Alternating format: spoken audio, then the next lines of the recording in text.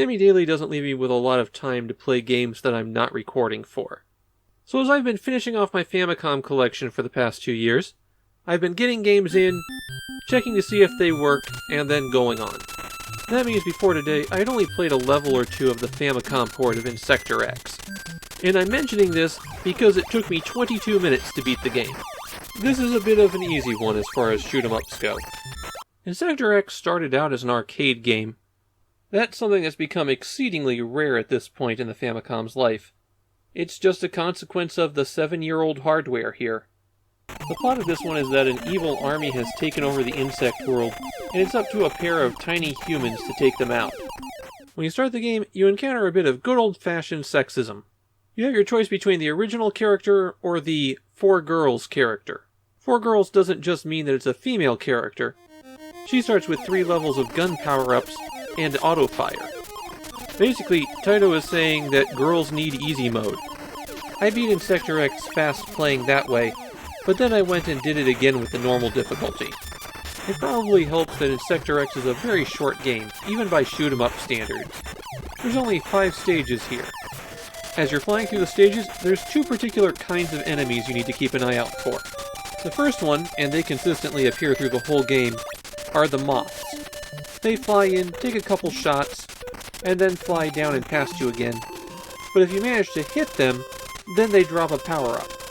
What power-up they drop is a bit randomized, although there are certain ones that are more common than others.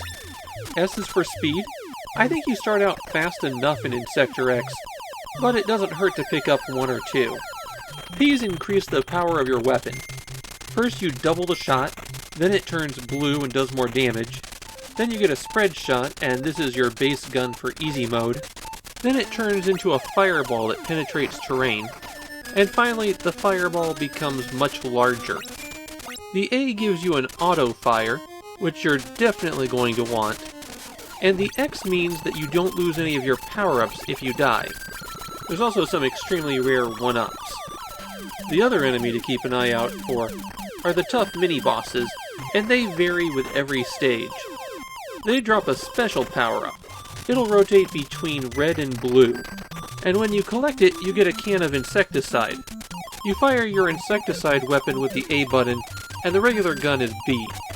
The insecticide itself has 4 levels of power-ups, and every time you collect one of those special power-ups, if it's the same color that you're currently using, then its strength increases by 1. The red is for an aerial attack, and the blue is for a ground attack. Generally speaking, there's not a lot of ground attack enemies in this game, so 75% of the time you're going to want to be using the red.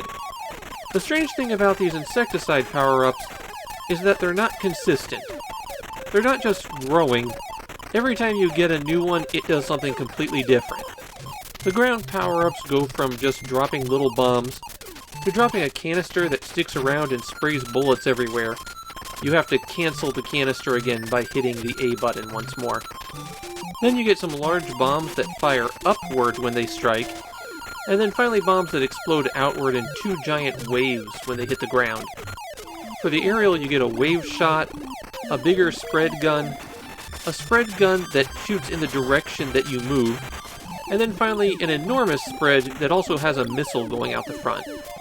As you might expect, when you reach the end of the stage, there's bosses, and the bosses here aren't too bad.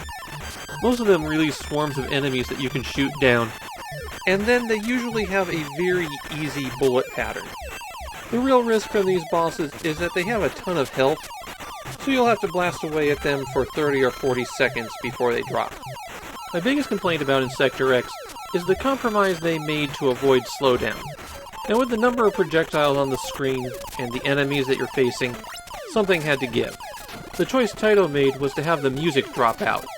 There's some good music in the game, you just never know it because you can't hear it. A positive thing about Insector X is that they give you an options screen right from the main menu. You can listen to the music there uninterrupted, increase the number of lives, and most importantly, turn up the difficulty a few notches. Though I played about half of the second loop of the game, and didn't really see a whole lot of difficulty increase. For Insector X, there happens to be a very good Mega Drive port that came out at about the same time. And I think that's what most people who are interested in the game wind up playing. This isn't a bad Famicom game. In fact, I'd say it does a lot of things very well. But it is a fairly easy shoot-'em-up, and there is a better port right there.